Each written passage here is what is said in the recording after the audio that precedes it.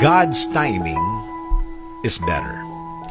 Alam mo, sa buhay natin, isa yan sa mga dapat nating mapag-aralan, lalo na sa ating relasyon sa Diyos.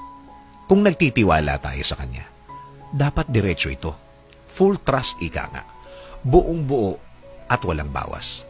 Hindi pwedeng may tiwala ka sa Kanya sa ibang bagay, pero sa iba, wala. O kaya, sa Kanya ang iba, yung iba sa iyo. Hindi ganun yun. At kahit kailan, hindi mag-work yun. Sa pagbigay mo sa Kanya ng problema mo, ibigay mo na ang lahat ng tiwala mo.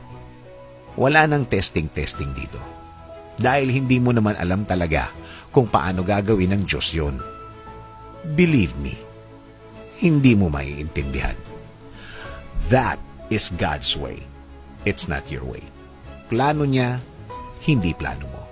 Timing niya, hindi timing mo. Magkaibang magkaiba yun.